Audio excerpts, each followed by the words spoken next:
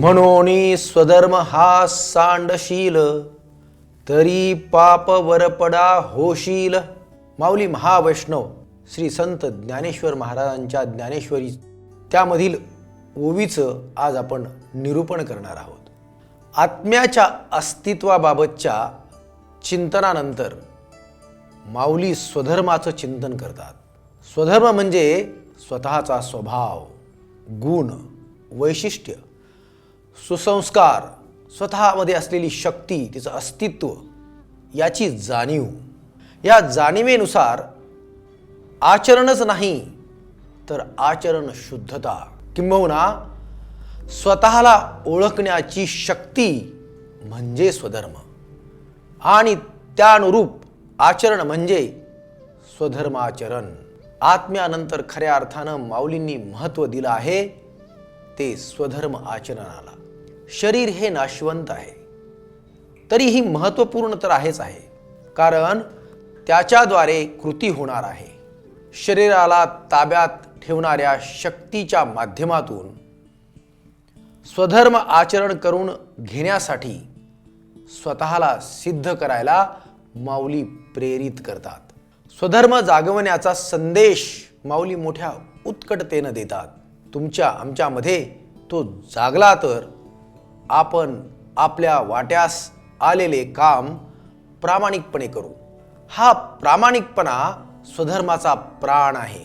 माझं काम मी प्रामाणिकपणे इमाने इतबारे करून दिवसाच्या शेवटी हे कर्म परमेश्वराला अर्पण करील, ही भावना मानवतेला श्रेष्ठतम पातळीवर घेऊन जाणारी आहे. हा विचारच परमोत्कर्षाचा विचार होय.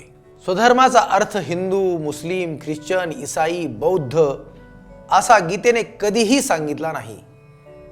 किंबहुना गीता हे धर्म अस्तित्वात येण्या अगोदरची आहे. गीतेने हिंदू धर्माबद्दलही उल्लेख केला नाही, तर स्वधर्माचा जय जयकार केला. यातील फरक तुमच्या आमच्या लक्षात यायला हवा. माऊलींनी अर्थात त्यावर उच्च विचारांच्या राशी रचून ठेवल्या आहेत.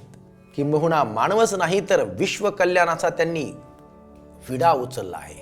या विश्वामधील प्रत्येक जड जीव यांचा स्वतःचा असा एक धर्म असतो.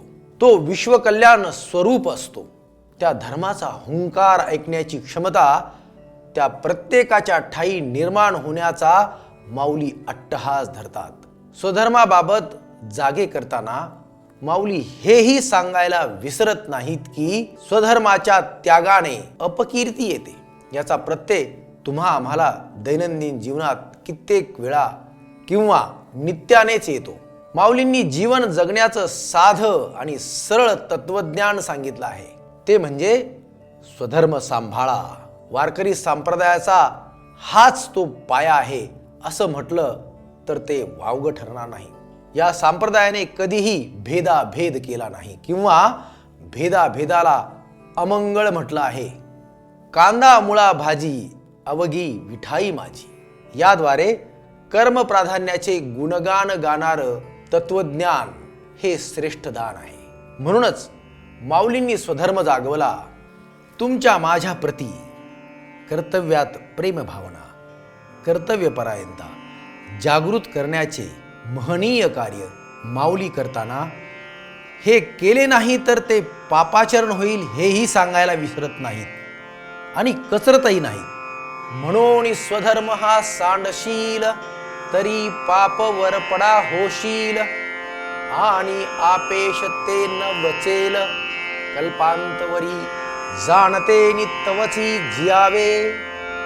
जव अपकीर्ती अंगान पवे, आणि सांगपा केवी निगावे. हे थोनिया काम करताना आचरण शुद्धता किती महत्वाची आहे हे सांगताना माऊली अपकीर्तीबाबत उहापोह करतात. अपकीर्तीचा डाग हा सर्वात भयंकर डाग असतो. तो आजन्म पाठलाग करतो.